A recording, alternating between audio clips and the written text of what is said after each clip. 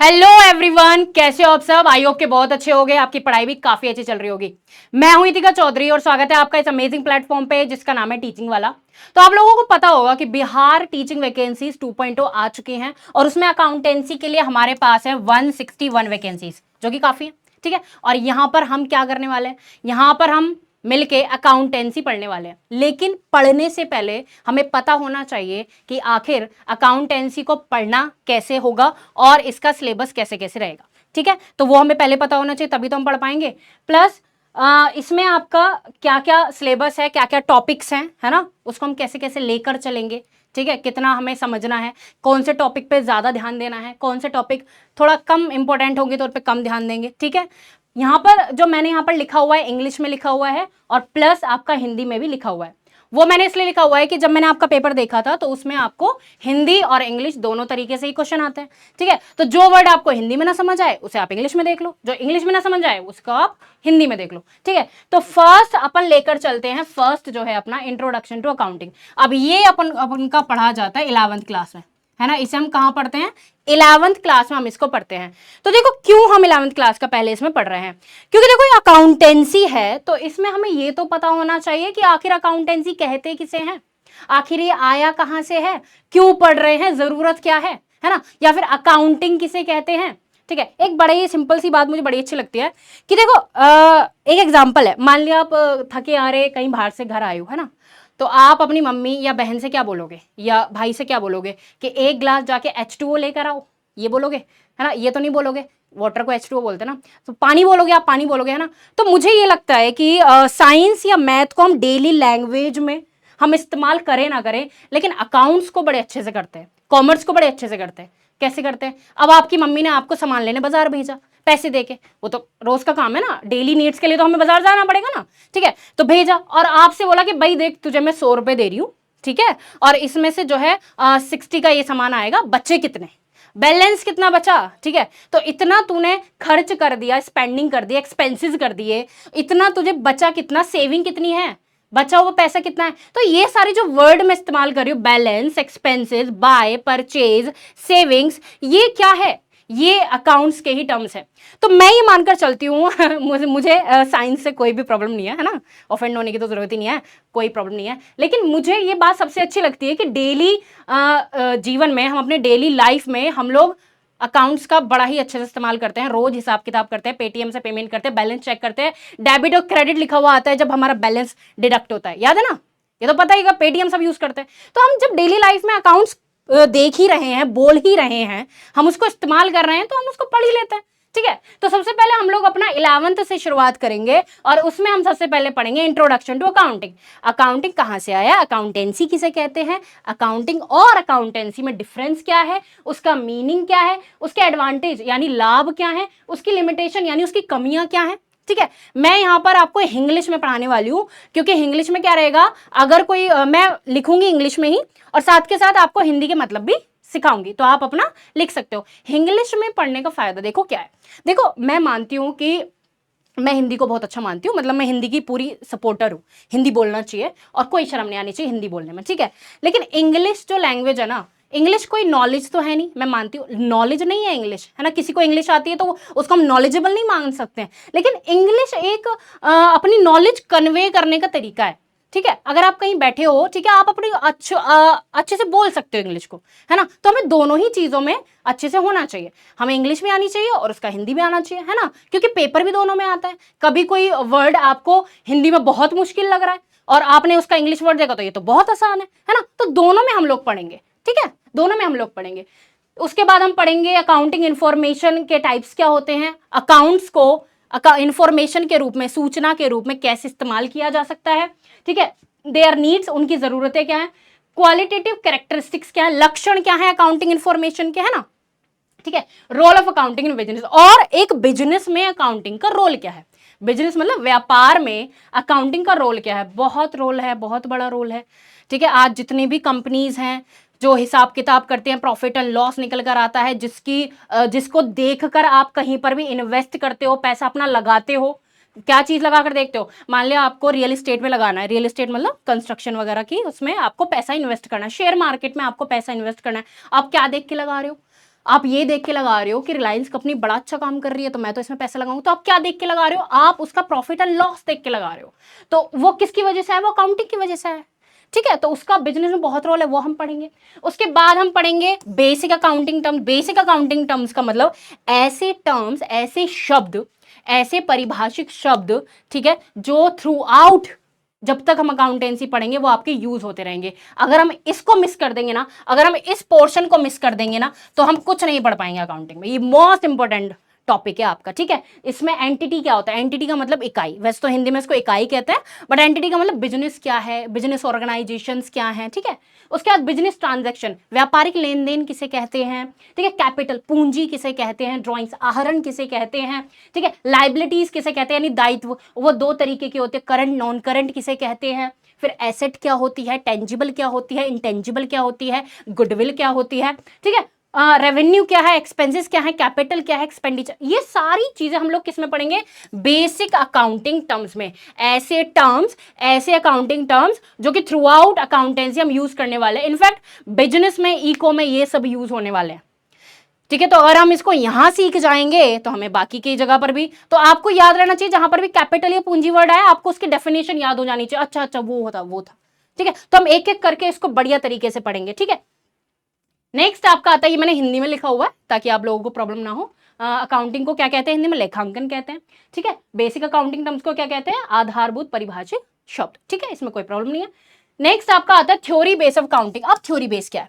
हमने ये सीख लिया कि अकाउंटिंग कहते किसे हैं, हमने ये सीख लिया कि अकाउंटिंग में जो टर्म्स आते हैं वो उसकी डेफिनेशन क्या होती है। ठीक है, अब ये अकाउंटिंग काम किस बेसिस पे करता है, उसके सिद्धांत क्या है, उसका बेसिस क्या है, मतलब ठीक है, क्या उसके स्टैंडर्ड्स हैं।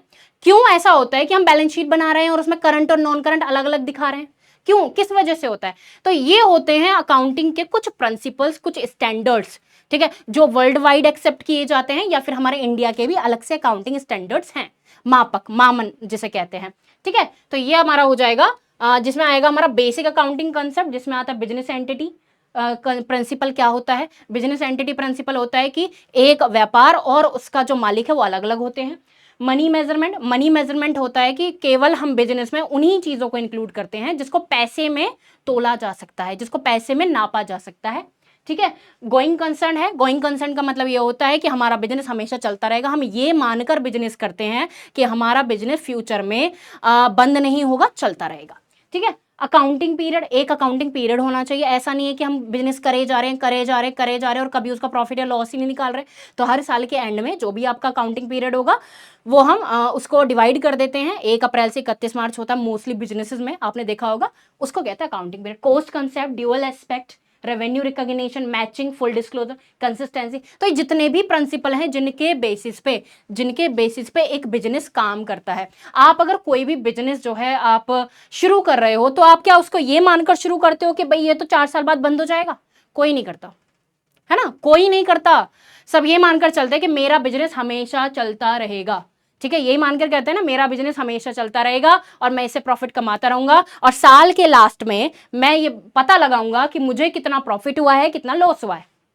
राइट ना? सो ये होता है क्या, ये हमारे प्रिंसिपल्स होते हैं। ठीक है, उसके बाद हम पढ़ेंगे कुछ क्या स्टैंडर्ड्स, कि आखिर कौन से ऐसे ग्लोबली एक्सेप्टेड स्टैंडर्ड्स हैं, या फिर कौन से ऐसे स्टैंडर्ड जो इंडिया में यूज़ किए जाते हैं, जो बिजनेसेस को यूज़ करना ज़रूरी है, तो वो हम पढ़ेंगे अपना स्टैंडर्ड्स में।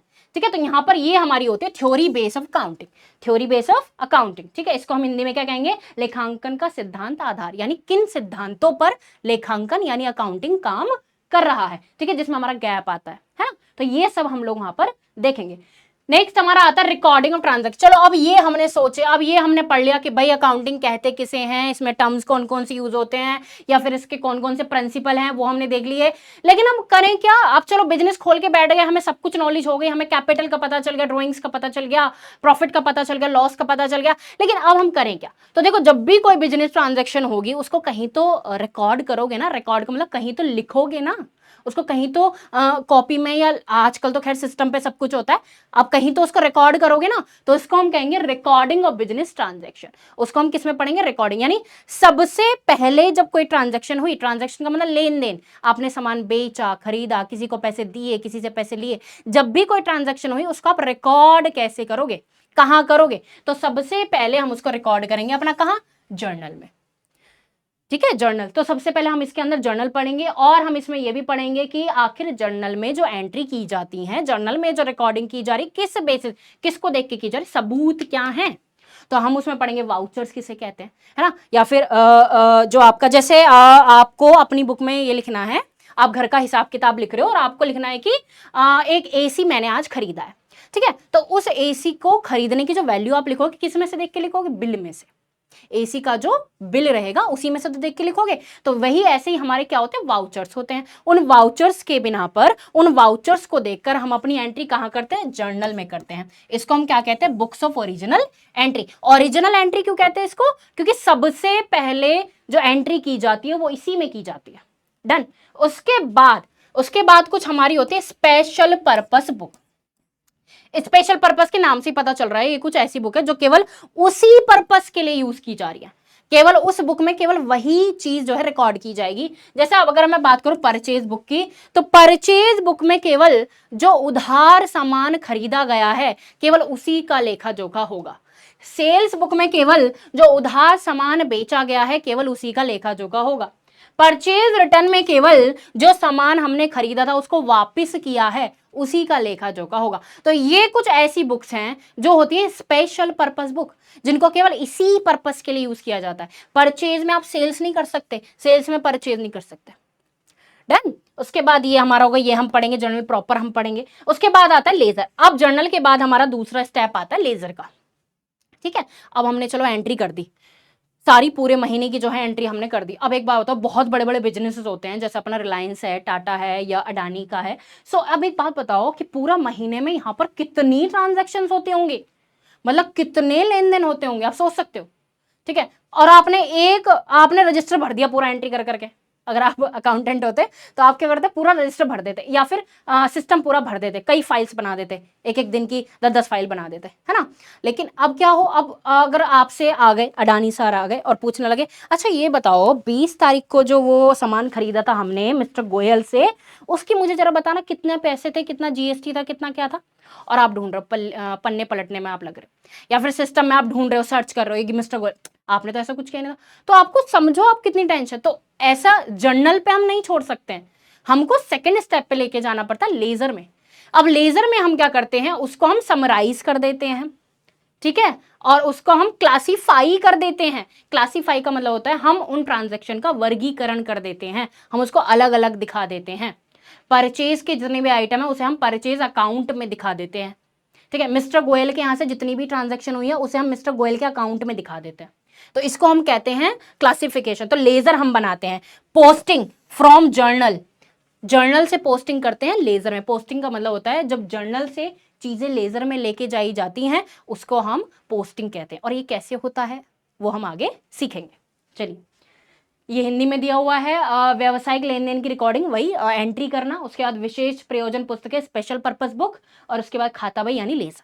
ठीक है, नेक्स्ट इसके बाद हम करेंगे बैंक रिकंसिलेशन स्टेटमेंट। चलो अब लेजर कर लिया, अब हम देखते हैं कि हमारा बैंक से बहुत लेन देन होते हैं। आजकल कोई व्यक्ति ऐसा नहीं होगा जिसका बैंक से लेन देन ना हो। बिजनेसेस तो बहुत दूर की बात है, हम खुद भी इंडिविजुअल बैंक से लेन देन करते रहते हैं। पूरा दिन हम लोग गूगल पे पेटीएम चलाते रहते हैं, हमें ऐसा लगता है उससे पे करने में जैसे हम पे नहीं कर रहे हैं, पेटीएम पे कर रहे हैं, है ना। सो आजकल हम तो जब इंडिविजुअल इतना बैंक का इस्तेमाल कर रहे हैं तो सोचो बिजनेसेस में कितना बैंक का इस्तेमाल होता होगा ना। सो हम उसके लिए बनाते हैं bank reconciliation statement. Bank reconciliation statement वो होता है जब हम अपनी कैश बुक बैंक की पासबुक से मैच करते हैं। तो बहुत सारी चीजें ऐसी हो जाती हैं जो मिस हो जाती हैं।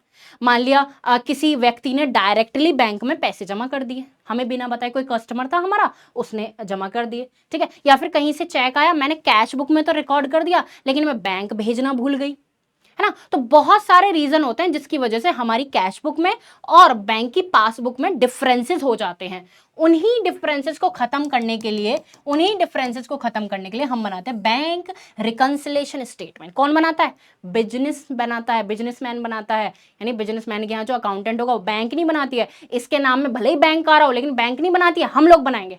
हम ये मान के चलते बैंक सही है, ठीक है, बैंक सही है, कभी कभी हो जाता है बट हम ये मान के चले बैंक सही है, हमारे यहाँ से गलती हुई तो हम अपनी चीजें ठीक करते हैं, डन। तो बैंक बीआरएस हो गया, बीआरएस हम लोग पढ़ेंगे। उसके बाद हम पढ़ेंगे डेप्रीशिएशन, जो कि एक इंपॉर्टेंट टॉपिक है।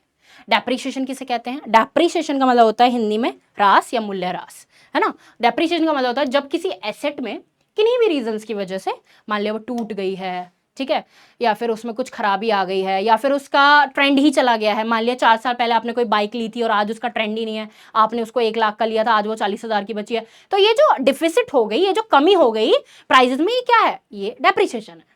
डन। तो इसके बारे में हम पढ़ेंगे। इसके बारे में हम 2 मेथड यहां पर करेंगे, स्ट्रेट लाइन मेथड और रिटन डाउन वैल्यू मेथड, ठीक है, ये हम पढ़ेंगे। उसके बाद हम पढ़ेंगे प्रोविजंस एंड रिजर्व, वो हम डेप्रिसिएशन में ही पढ़ेंगे।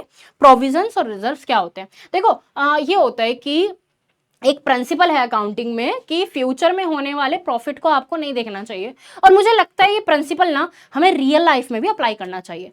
हमें फ्यूचर में होने वाले फायदा, अगर कोई फायदा हमें हो रहा है, उसको हमें नजरअंदाज कर देना चाहिए, उसके बारे में हमें नहीं सोचना चाहिए। लेकिन अगर फ्यूचर में हमें ऐसा लगता है कि मुझे कोई लॉस हो सकता है ना, फ्यूचर में मुझे लगता है मुझे कोई लॉस हो सकता है, तो उसके बारे में हमें तैयार रहना चाहिए, ठीक है, उसके बारे में हमें तैयार रहना चाहिए और पहले से ही उसकी तैयारी करके रखना चाहिए। जैसे लोग इंश्योरेंस पॉलिसी लेते हैं ना, टर्म पॉलिसी लेते हैं, प्रीमियम भरते रहते हैं, फिर उनको लगता है कि भविष्य में ऐसा ना हो जाए, किसी का कोई एक्सीडेंट हो जाए, कुछ प्रॉब्लम आ जाए, तो मुझे यहां से पैसा मिल सकता है। तो ये क्या है? ये बिजनेसमैन भी ऐसे ही करते हैं। वो फ्यूचर में होने वाले प्रॉफिट के बारे में नहीं सोचते, उनके लिए कुछ नहीं करते, लेकिन फ्यूचर में होने वाले लॉस के लिए तैयार रहते हैं, और इसीलिए वो बनाते हैं प्रोविजन और reserve. Provisions and reserve, reserve का मतलब होता है कुछ पैसा प्रॉफिट में से, प्रोविजन रिजर्व क्या होता है? कुछ पैसा प्रॉफिट में से हम अलग निकाल कर रख दें, ताकि फ्यूचर में कोई अनसर्टेन लायबिलिटी आ जाए, यानी अनिश्चित कोई दायित्व आ जाए, कोई प्रॉब्लम आ जाए, कोई नुकसान हो जाए, तो उसमें हम इसको यूज कर सके। तो ये हम पढ़ेंगे इसके बारे में, ठीक है, इनके टाइप्स वगैरह हम पढ़ेंगे। देखो बैंक समाधान विवरण, बैंक रिकंसिलेशन को क्या कहते हैं? बैंक समाधान विवरण, ठीक है। डेप्रिसिएशन को क्या कहते हैं? मूल्य ह्रास। प्रोविजन को प्रावधान और रिजर्व को आरक्षण, ठीक है, इसके बारे में हम लोग देखेंगे। नेक्स्ट है आपका trial balance and rectification of error. अब देखो फर्स्ट स्टेप होता है हमारा जर्नल, ठीक है, फर्स्ट स्टेप क्या होता है? जर्नल। दूसरा स्टेप होता है हमारा लेजर, और तीसरा स्टेप होता है अपना ट्रायल बैलेंस। ट्रायल बैलेंस को हम हिंदी में तलपट भी कहते हैं, है ना, तलपट का नाम आपने सुना होगा। तीसरा स्टेप ये है। तो तलपट से हमें ये पता चलता है कि आखिर हमने, चलो लेजर तो बना लिया, बैलेंसिंग कर ली सारे अकाउंट्स की, बैलेंस निकाल लिया, अब हमें ये देखना है कहीं कुछ गड़बड़ तो नहीं है। तो हम ये देखते हैं कि हमारे जितने भी अकाउंट्स के बैलेंस है वो सही है, और उनका इक्वल जो टोटल है वो इक्वल आ रहा है। तो तलपट हम सीखते हैं कि इसकी डेफिनेशन तो बहुत सिंपल है ट्रायल बैलेंस की, कि डेबिट और क्रेडिट स्टेटमेंट के बैलेंसेस का टोटल होता है, बस छोटी सी ये डेफिनेशन है, लेकिन इसको बनाना बहुत जरूरी है। सॉरी, यहां पर हमें ये पता चलता है कि कहीं कोई ऐसी एरर तो नहीं है कि हमने एक अकाउंट में पोस्टिंग कर दी, दूसरे में करना भूल गए, तो उसकी वजह से ट्रायल बैलेंस मैच नहीं होगा। फिर समझ रहे हो, अगर हमने वन साइडेड एरर करी है, वन साइडेड एरर का मतलब है कि एक अकाउंट में पोस्टिंग कर दी, दूसरे में भूल गए, या फिर हमने 2 साइडेड ही कर दी, दोनों अकाउंट में ही भूल गए, समझ रहे हो, या फिर हमने एक अकाउंट में डबल पोस्टिंग कर दी। तो ये सारी जो एरर्स हैं वो हमें पता चलती है, गलतियां ये जो हमें पता चलती हैं वो पता चलती हैं जब हम ट्रायल बैलेंस बनाते हैं, समझ रहे हो। तो ट्रायल बैलेंस को हिंदी में क्या कहते हैं? तलपट कहते हैं, ठीक है। इसमें हम सीखेंगे इसके ऑब्जेक्टिव क्या है, मीनिंग क्या है, और इसको तैयार कैसे किया जाता है, ठीक है। फिर हम क्लासिफिकेशन ऑफ एरर, यानी एरर्स कितने प्रकार की होती हैं, ठीक है, उनके बारे में हम सीखेंगे, ठीक है। फिर हमारा आता है फाइनेंशियल स्टेटमेंट, ये होता है हमारा चौथा step. First step journal, second ledger, third trial balance, उसके बाद फाइनेंशियल स्टेटमेंट। फाइनेंशियल स्टेटमेंट का मतलब होता है वित्तीय विवरण, और इसमें हम पता लगाते हैं कि आखिर कंपनी की फाइनेंशियल पोजीशन क्या है, आखिर कंपनी कितनी मजबूत है। फाइनेंशियल पोजीशन का मतलब होता है उसकी वित्तीय स्थिति क्या है, यानी कंपनी कितना झेल पाएगी, क्या कंपनी के पास इतनी एसेट हैं जो सारी लायबिलिटीज को कवर कर सके, क्या कंपनी के पास इतनी संपत्ति हैं जो सारे दायित्व को कवर कर सके। तो यहां से हमें पता चलता है कि कंपनी आर्थिक रूप से कितनी मजबूत है, और यहां पर हम बनाते हैं trading account, profit and loss account, और अपना बैलेंस शीट, यानी अपना ट्रेडिंग अकाउंट हो गया अपना व्यापार खाता, है ना, व्यापार खाता बोलते हैं इसको, P&L लाभानी खाता, और अपना बैलेंस शीट को हम क्या बोलते हैं? बैलेंस शीट को बैलेंस शीट ही बोलते हैं वैसे, है ना, ठीक है। उसके बाद हमारे आते हैं इनकम्प्लीट रिकॉर्ड। अब इनकम्प्लीट रिकॉर्ड एक और ये सेक्शन है, वैसे थोड़ा कम इंपॉर्टेंट है, बट हम इसको पढ़ेंगे। इनकम्प्लीट रिकॉर्ड क्या होता है कि जो बड़े बड़े बिजनेस होते हैं उनको तो पूरा प्रोसीजर फॉलो करना होता है, लेजर बनाएंगे, और उसके बाद अपना जर्नल बनाएंगे, लेजर बनाएंगे, ट्रायल बैलेंस बनाएंगे, फाइनेंशियल अकाउंट्स बनाएंगे, ये सब। लेकिन जो इनकम्प्लीट रिकॉर्ड होते हैं, जो एक सिंगल पर्सन है जो बिजनेस चला रहा है, छोटा बिजनेस है, स्मॉल बिजनेस है, ठीक है, प्रोप्राइटर है जो चला रहा है, ठीक है, तो वो क्या करता है, अपने छोटे मोटी चीजें ही बना लेता है, ठीक है, स्टेटमेंट ऑफ अफेयर बना लिया, कैश बुक बना ली और बात खत्म, हो गया काम उसका, ठीक है। तो इनकम्प्लीट रिकॉर्ड का मतलब होता है ये रिकॉर्ड्स पूरे नहीं होते हैं। तो हम सीखेंगे कि इनको बनाया कैसे जाता है और हम इनकम्प्लीट रिकॉर्ड से कंप्लीट रिकॉर्ड कैसे बना सकते हैं, ठीक है। और इसमें और अपना जो नॉर्मल डबल एंट्री सिस्टम है जो हम नॉर्मली फॉलो करते हैं अकाउंटेंसी में, उसमें डिफरेंस क्या है, ठीक है, इसमें हम ये सीखेंगे। इसके फीचर्स क्या हैं, रीजंस क्या हैं, क्यों बनाते हैं, लिमिटेशंस, कमियां क्या हैं, ascertainment of profit and loss by statement of affair method. Statement of affair method से स्टेटमेंट ऑफ अफेयर देखो, जैसे अपने नॉर्मल बिजनेस में बैलेंस शीट होती है, वैसे इनकम्प्लीट रिकॉर्ड जो यूज करते हैं लोग, उनके लिए स्टेटमेंट ऑफ अफेयर होता है। तो उसमें स्टेटमेंट ऑफ अफेयर और प्रॉफिट एंड लॉस कैसे निकाला जाता है, ठीक है, तो ये हम पढ़ेंगे। देखो ये मैंने लिखा है ट्रायल बैलेंस, तलपट भी बोल सकते हैं इसको, और त्रुटियों का सुधार, एरर्स, रेक्टिफिकेशन। तो ये त्रुटियां मतलब एरर्स हो गया, वर्गीकरण, क्लासिफिकेशन। तो ठीक है, और वित्तीय विवरण मतलब फाइनेंशियल स्टेटमेंट, अपूर्ण अभिलेख का मतलब इनकम्प्लीट रिकॉर्ड्स, ठीक है। वैसे अब क्योंकि मैं आपको पढ़ाऊंगी और हम लोग मिलके पढ़ेंगे, तो हम जो है मोस्टली जो है मैं वर्ड्स इंग्लिश के ही यूज़ करूंगी, हिंदी भी रहेगा, बट ताकि क्या हो जाए कि हमें जो है इंग्लिश के सारे शब्द जो है माइंड में आ जाए, ठीक है। क्योंकि नॉर्मली अगर आप कहीं बाहर जा रहे हो, आप कहीं भी बाहर जाते हो, तो वहाँ पर हिंदी में लोग जो है वर्ड्स इस्तेमाल नहीं करते। आपको कहीं भी कोई ये नहीं बोलेगा कि मैंने अपने बिजनेस में इतनी पूंजी लगाई थी, नहीं बोलते ना ऐसे, क्या बोलेंगे, कैपिटल लगाई थी, ठीक है। तो हम दोनों पढ़ेंगे, कोई प्रॉब्लम नहीं, हम दोनों पढ़ेंगे, आसानी से पढ़ेंगे, कोई भी टिपिकल कोई चीज नहीं रहेगी, ठीक है। तो ये हुआ हमारा यहाँ तक का 11th का सिलेबस पूरा था। यहाँ पर 11th हम पूरा कवर करेंगे सबसे पहले, क्योंकि सबसे पहले आपको बेसिक अंडरस्टैंडिंग होनी चाहिए, ठीक है। उसके बाद हम आते हैं कहाँ, अपना 12th वाले पे, ठीक है, 12th वाले पे आते हैं, ठीक है। क्योंकि अब आपको आ गया है कि स्टेटमेंट कैसे बनाए जाते हैं, P&L कैसे बनेगा, और आपका बैलेंस शीट कैसे बनेगी, ट्रायल बैलेंस कैसे बनेगा। तो अब आप तैयार हो चुके हो, अब आप जा रहे हो बड़ी बड़े काम करने के लिए। क्या आप किसी फर्म में जॉब करने के लिए जा रहे हो, आप किसी कंपनी में आप बैठे हो, या फिर किसी और को एडवाइस कर रहे हो, तो अब आप आ गए हो फर्म में। तो अब हम देखेंगे कि पार्टनरशिप फर्म में काम कैसे होता है, ठीक है। पार्टनरशिप फर्म क्या होता है, साझेदारी, है ना, साझेदारी। तो उसमें काम कैसे होता है, उसका फंडामेंटल्स क्या क्या होते हैं, बेसिक्स, फंडामेंटल्स का मतलब जो बेसिक्स हैं, आधारभूत चीजें जो हैं उसकी, ठीक है। रिकंस्ट्रक्शन कैसे होता है, रिकंस्ट्रक्शन का मतलब है कि अगर कोई व्यक्ति, अगर कोई पार्टनर एंटर कर रहा है तो फिर कैसे काम होगा, अगर कोई पार्टनर छोड़ के जा रहा है फिर कैसे काम होगा, अगर किसी पार्टनर की डेथ हो गई फिर कैसे काम होगा, या फिर अब हमने सोचा कि अब मुझे पार्टनरशिप नहीं करनी है, मुझे इसको डिसॉल्व करना है, खत्म करना है, इसको लिक्विडेट करना है, तो वो कैसे होगा। तो ये सारी चीजें हम कहाँ पढ़ेंगे, अपना पार्टनरशिप फर्म के अंदर सारा जो है ट्रीटमेंट हम देखेंगे।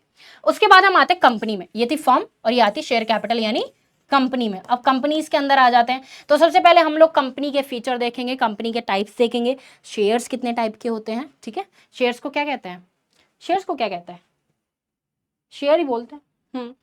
तो शेयर कैपिटल क्या होती है, उसके मीनिंग वगैरह सब कुछ हम देखेंगे, ठीक है। फिर हम देखेंगे कि इसको इशू कैसे किया जाता है, ओवर सब्सक्रिप्शन क्या होता है। ओवर सब्सक्रिप्शन का मतलब अगर कंपनी ने शेयर्स इशू किए हैं और लोगों ने ज़्यादा मांग लिए, मैंने 100 शेयर्स इशू किए थे और लोगों ने 200 मांग लिए, तो इसको हम कहते हैं कि ओवर सब्सक्रिप्शन हो गया। अंडर सब्सक्रिप्शन क्या होता है, कॉल्स इन अरियर्स क्या होती है, तो ये सब हम देखेंगे कहाँ पर, अकाउंटिंग फॉर शेयर कैपिटल, ठीक है, डन है, ओके। देखो ये रहा शेयर पूंजी के लिए लेखांकन, वही, ठीक है, ये हिंदी में मैंने दिया हुआ है सेम। नेक्स्ट आता है फिर अपना डिबेंचर। डिबेंचर्स को हम कहते हैं ऋण पत्र, ठीक है। जैसे अकाउंटिंग फॉर शेयर कैपिटल वैसे अकाउंटिंग फॉर डिबेंचर। देखो अब दोनों में डिफरेंस क्या है, शेयर कैपिटल के आगे कैपिटल लिखा हुआ है, तो ये जो कंपनी पब्लिक से पैसा लेती है वो एज अ कैपिटल लेती है, और इस सिनारियो में जो शेयर होल्डर्स होते हैं जिन्होंने कंपनी के शेयर्स लिए हैं वो कंपनी के मेंबर्स माने जाते हैं, ऑनर्स माने जाते हैं। ऑनर्स, मालिक, ऐसा नहीं कंपनी में जाके तुम बैठ रहे हो और बोल रहे हो लाओ चाय पानी लाओ, ऐसे मालिक नहीं कहा जाता है, ऑनर्स, ठीक है। तो अब रिलायंस कंपनी में कितने शेयर होल्डर्स होंगे, ऐसे क्या सारे कंपनी में पहुंच जाएंगे, नहीं, उनको ऑनर्स कहा जाता है। लेकिन अगर कोई व्यक्ति किसी कंपनी के डिबेंचर्स खरीद रहा है ना, क्या खरीद रहा है, डिबेंचर, ऋणपत्र खरीद रहा है, तो वो उसका क्या माना जाएगा, लेनदार, क्रेडिटर माना जाएगा, ठीक है। यानी कंपनी ने कर्जा लिया है आपसे, ठीक है, कंपनी ने कर्जा लिया है, लेनदार ही हो गया ना, हाँ लेनदार, ठीक है। सो उस पे अब कोई व्यक्ति अगर शेयर्स ले रखे हैं तो उसको डिविडेंड मिलेगा, डिविडेंड तभी मिलेगा जब कंपनी में प्रॉफिट होगा। लेकिन अगर किसी व्यक्ति ने डिबेंचर्स लिए हुए हैं तो उसको इंटरेस्ट मिलेगा, और इंटरेस्ट हर सिचुएशन में मिलेगा, चाहे कंपनी में प्रॉफिट हो या लॉस, डिबेंचर लेने में फायदा। ठीक है, तो यहां पर हम पढ़ेंगे कि डिबेंचर का मीनिंग क्या होता है, उसका टाइप क्या है, इशू कैसे कर सकते हैं, ठीक है, और उसको रिडीम कैसे कर सकते हैं। यहां पर हम रिडेम्पशन भी पढ़ेंगे। रिडेम्पशन का मतलब होता है कि पैसा वापस कैसे करती है कंपनी। शेयर्स इशू किए, सॉरी डिबेंचर इशू किए 10 से 15 साल के लिए, या फिर 5 साल 10 साल जो भी उसका टर्म हो वो कंपनी डिसाइड करेगी, लेकिन फिर पैसा भी तो वापस करना है कंपनी को। मैंने किसी कंपनी को 1000 रुपए दिए हुए हैं, ठीक है, उसका मुझे इंटरेस्ट मिल रहा है, तो कंपनी 1000 तो मुझे कभी ना कभी वापस करेगी ना, उसको क्या कहते हैं, रिडेम्पशन। ठीक है, तो वो हम पढ़ेंगे। उसके बाद financial analysis of financial statement of company. इसमें हम देखेंगे कि आखिर कंपनी में कौन कौन से फाइनेंशियल स्टेटमेंट यूज किए जा रहे हैं। ठीक है, कंपनी में जो कंपनी की जो P&L है, जो बैलेंस शीट है, वो किस फॉर्मेट के अकॉर्डिंग बनाई जाती है, या फिर कंपनी का जो कैश फ्लो स्टेटमेंट है, कंपनी में कैश कैसे आ जा रहा है, उसको कैसे बनाया जाता है, कैसे उसको एक स्टेटमेंट में तैयार किया जाएगा जिसको हम कैश फ्लो स्टेटमेंट कहते हैं। ठीक है, उसके बाद कॉमन बैलेंस शीट पढ़ेंगे, कॉमन बैलेंस शीट कैसे बनाई जाती है, कंपैरेटिव कैसे बनाई जाती है। अभी ये वर्ड्स सुनकर आपको लग रहा होगा कि भाई क्या क्या पढ़ेंगे, इतना सारा पढ़ेंगे, कितना सारा सिलेबस है, कैसे कवर होगा। बिल्कुल भी टेंशन लेने की जरूरत नहीं है, आपको केवल रेगुलर रहना है। ठीक है, कोई भी सेशन मिस नहीं करना है। ठीक है, तो अगर सेशन मिस नहीं होंगे तो ऑब्वियसली जल्दी कवर अप हो जाएगा, है ना। और बिल्कुल कंसंट्रेशन के साथ आपको जो है क्लास में बैठना है, बस कुछ नहीं करना, सब कुछ कवर हो जाएगा। ठीक है, कोई दिक्कत नहीं है। ठीक है, तो यहां पर हम ये सब पढ़ेंगे जिसमें अपना रेशियो एनालिसिस भी आएगा और कैश फ्लो स्टेटमेंट भी आएगा। ठीक है, ये हुआ अपना 12th का खत्म, डन। यानी डिबेंचर के लिए लेखांकन, किसी कंपनी के वित्तीय विवरण, वही विश्लेषण का मतलब एनालिसिस। ठीक है, अब आता है अपना थोड़ा बीकॉम लेवल का कि कॉस्ट अकाउंटिंग किसे कहते हैं। देखो फाइनेंशियल अकाउंटिंग हमने पढ़ ली, फाइनेंशियल अकाउंटिंग मतलब जिसमें हमने सारे स्टेटमेंट्स वगैरह देख लिए, सब कुछ देख लिया हमने। अब हमारा आता है कॉस्ट अकाउंटिंग, जिसमें हम पढ़ेंगे उसका नेचर क्या है, ठीक है, प्रकृति, उसके फंक्शंस क्या हैं। ठीक है, जॉब कॉस्टिंग किसे कहते हैं, प्रोसेस कॉस्टिंग, मार्जिनल कॉस्टिंग किसे कहते हैं। ठीक है, कॉस्ट वॉल्यूम प्रॉफिट रिलेशनशिप क्या होता है, सीमांत, ये तो ये सब पढ़ेंगे, ये इसका इतना इतना ही पोर्शन है। ठीक है, तो हमने देख लिया कि हमने 11th का देख लिया, हमने 12th का देख लिया, हमने बीकॉम का देख लिया, मतलब इसकी तैयारी करते करते हमने सब कुछ पढ़ लिया, है ना। इसकी तैयारी करते करते हमने सब कुछ पढ़ लिया, मतलब 11th का कवर अप कर लिया, 12th का कवर अप कर लिया, बीकॉम का पढ़ लिया, सब कुछ पढ़ लिया हमने इसमें। ठीक है, और इसमें सब कुछ आपको अच्छे से तभी समझ में आएगा जब आप रेगुलर रहोगे क्लास में। ठीक है, अच्छे से करोगे। ठीक है, अब आई होप कि आपको सारा सिलेबस क्लियर हो गया होगा, कैसे कैसे हम लोग करने वाले वो आपको क्लियर हो गया होगा। ठीक है, सारी चीजें आपको क्लियर हो गई होंगी, है ना। अब आप मुझे बताइए कि आपको जो क्लासेस चाहिए वो कैसे चाहिए। आप मुझे कमेंट्स में बताएंगे कि आपको क्लासेस रेगुलर चाहिए या फिर वीक में 3 डेज चल सकता है। ठीक है, आप मुझे बताना। ठीक है, पहला पॉइंट तो ये हो गया कि क्लासेस कैसे रहनी चाहिए, आप मुझे बताओगे। दूसरा, आप मुझे बताओगे कि आखिर अकाउंटेंसी में सबसे ज्यादा प्रॉब्लम कहाँ आती है, किसी पर्टिकुलर टॉपिक में आती है, या अकाउंटेंसी समझने में क्या क्या दिक्कतें आती हैं। मैं ये इसलिए पूछ रही हूं ताकि जब हम करें तो मैं उन चीजों को ध्यान में रखूं, है ना, ताकि मैं उन चीजों पर ज्यादा फोकस कर सकूं कि यहां पर देखो इस टॉपिक में ज्यादा प्रॉब्लम थी तो मुझे इसको और अच्छे से लेके जाना है। ठीक है, वैसे तो हम सारे टॉपिक्स बढ़िया तरीके से पढ़ने वाले हैं, लेकिन फिर भी आप मुझे बताओगे तो ये 2 चीजें मुझे बताना है, एक तो क्लासेस आप कैसे चाहते हैं, दूसरा क्या क्या प्रॉब्लम्स हैं, और अकाउंटेंसी को और कैसे हम बेहतर बना सकते हैं। ठीक है, वैसे तो कोई आपको इशू नहीं आएगा, आपको रेगुलर रहना है, और ठीक है, कोई भी इशू आता है तो आप बता सकते हो। एंड आई होप आपको पूरा सिलेबस अच्छे से समझ आ गया होगा। ठीक है, ठीक है बच्चों, फिर मिलते हैं नेक्स्ट सेशन में। आई होप आप बहुत अच्छे होंगे, अपना ध्यान रखें। Thank you.